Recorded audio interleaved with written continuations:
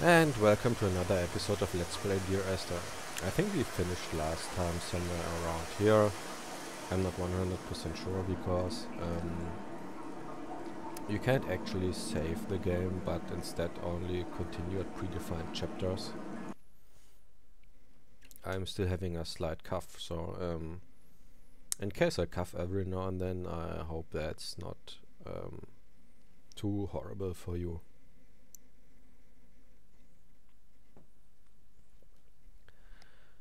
So let's see how things turn out.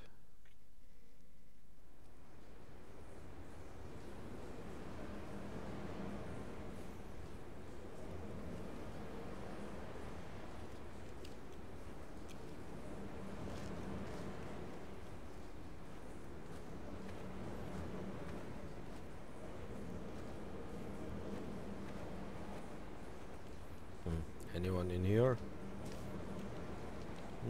Doesn't look like it.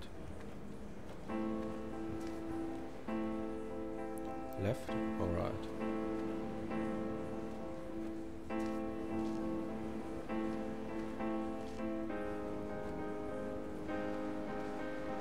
I sat here and watched two jets carve parallel white lines into the sky. They charted their course, and I followed them for 21 minutes until they turned off near Sanford and were lost. If I were a gull, I would abandon my nest and join them. I would starve my brain of oxygen and suffer delusions of transcendence. I would tear the bottom from my boat and sail across the motorways until I reached this island once again.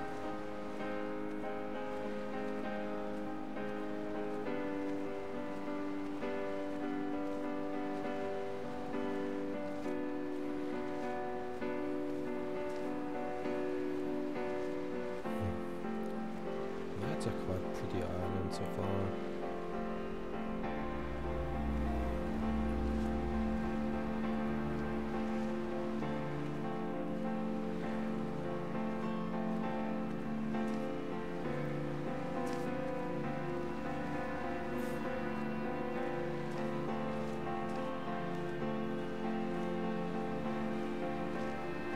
I'm sorry if I'm not... Oh, these are... Sorry. I guess that these are the white lines that were earlier mentioned, that people had carved on the rocks.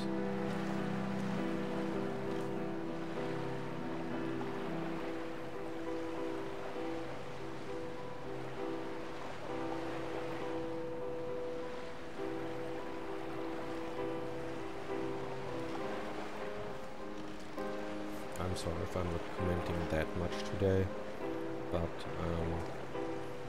I want to provide you with another part of the series, while at the same time talking too much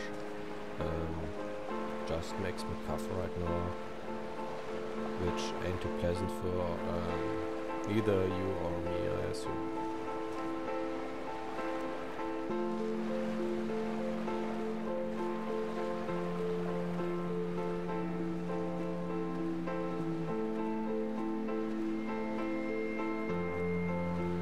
Dear Esther, I find each step harder and heavier.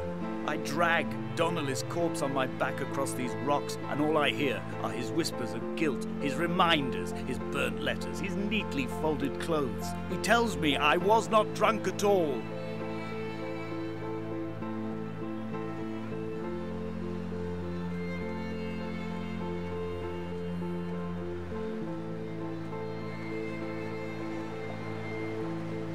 Cave.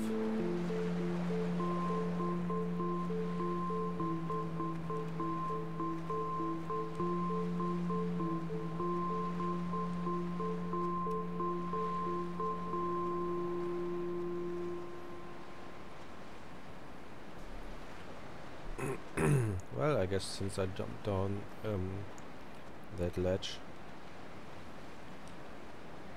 we'll have to continue on.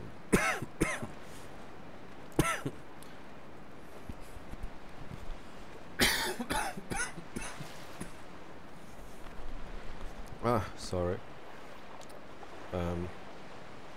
We have to continue on this side unless I return to the area where the path forked.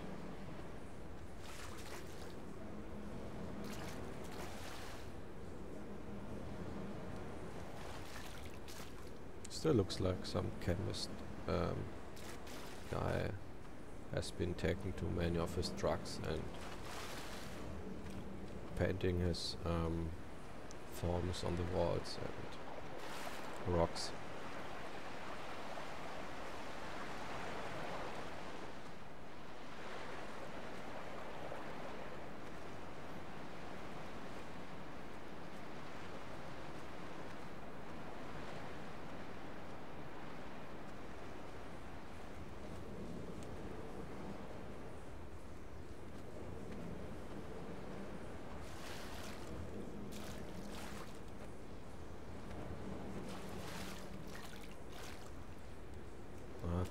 For a moment I thought that this looked a bit like a cave entrance underwater, but I guess it's just the reflection.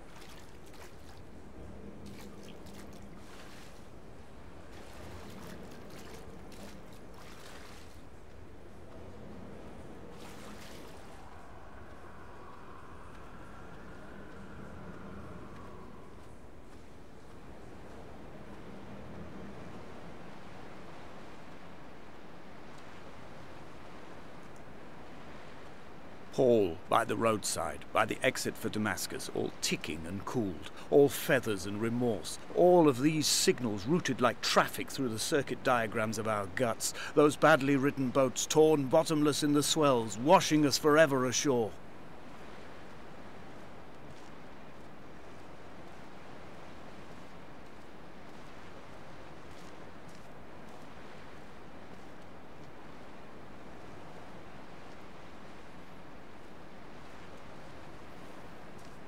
What from heaven shone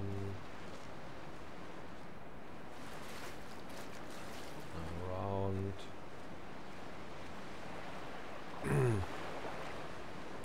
him. Maybe I should have read the first word first.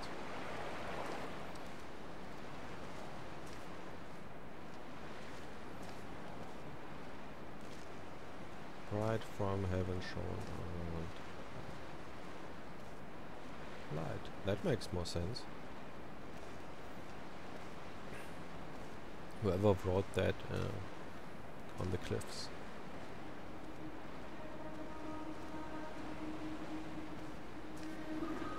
Yeah, a building. From here, I can see my armada. I collected all the letters I'd ever meant to send to you, if I'd have ever made it to the mainland, but had instead collected at the bottom of my rucksack, and I spread them out along the lost beach. Then I took each and every one, and I folded them into boats. I folded you into the creases, and then, as the sun was setting, I set the fleet to sail. Shattered into 21 pieces, I consigned you to the Atlantic. And I sat here until I'd watched all of you sink. How poetic. I hope you have a good drink and a comfy chair and everything to enjoy this game. Let's check out that building first before we climb the stairs. Ah, there are the boats actually he mentioned.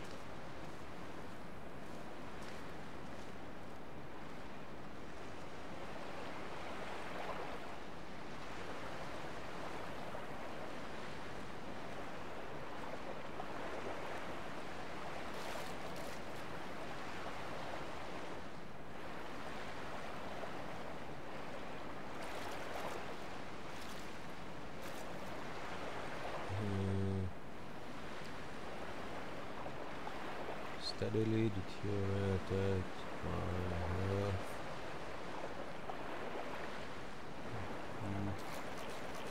I can't make out too much of the writing.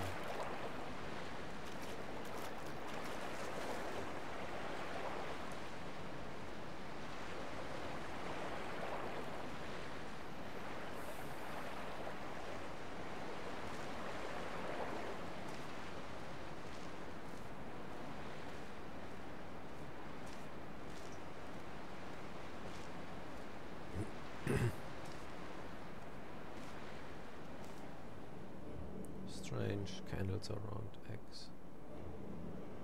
On a sudden light from heaven shone around him, and he fell to the ground.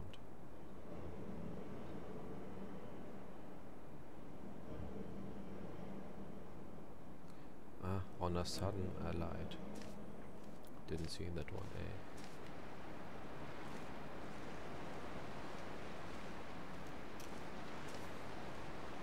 And that must be quite an important message if he keeps scribbling it all over the wall several times. And the rocks.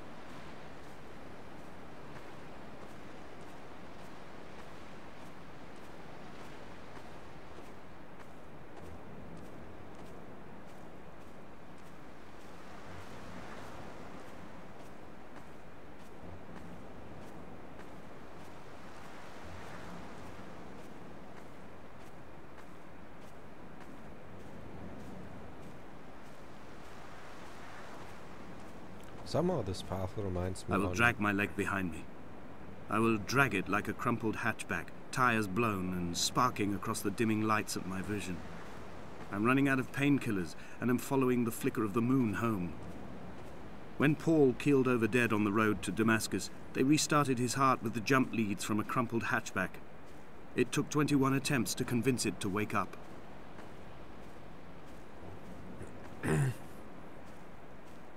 What I wanted to say is that this path is reminding me on my vacation in Spain when I was a kid. We've been there quite often.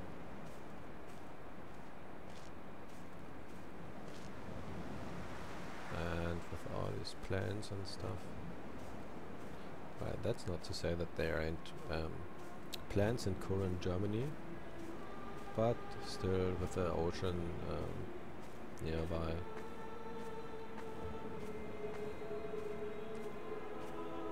I've begun my voyage in a paper boat without a bottom. I will fly to the moon in it. I've been folded along a crease in time, a weakness in the sheet of life. Now you've settled on the opposite side of the paper to me. I can see your traces in the ink that soaks through the fiber, the pulped vegetation. When we become waterlogged and the cage disintegrates, we will intermingle. When this paper aeroplane leaves the cliff edge and carves parallel vapor trails in the dark, we will come together.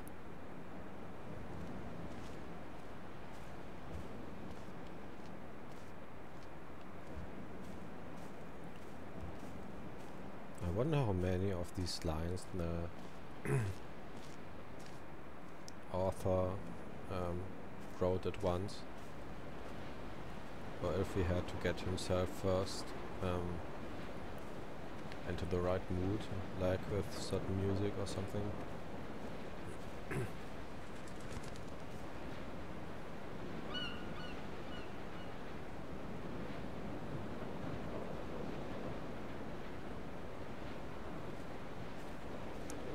And he was proceeding on his journey.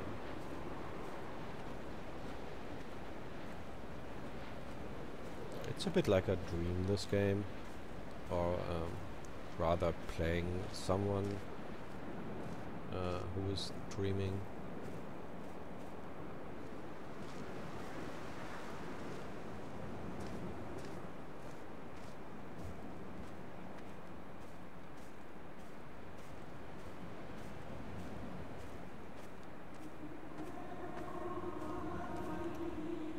And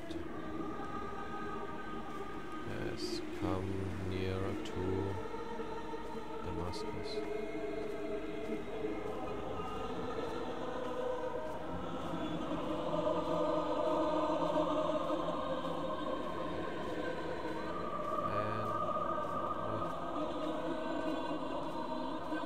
If only Donnelly had experienced this, he would have realized he was his own shoreline, as am I. Just as I am becoming this island, so he became his syphilis, retreating into the burning synapses, the stones, the infection. What does he mean with becoming his own shoreline?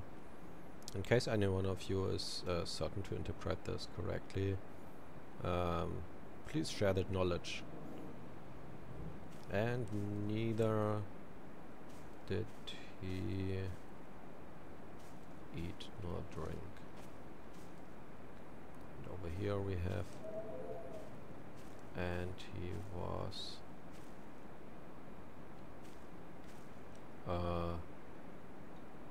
3 days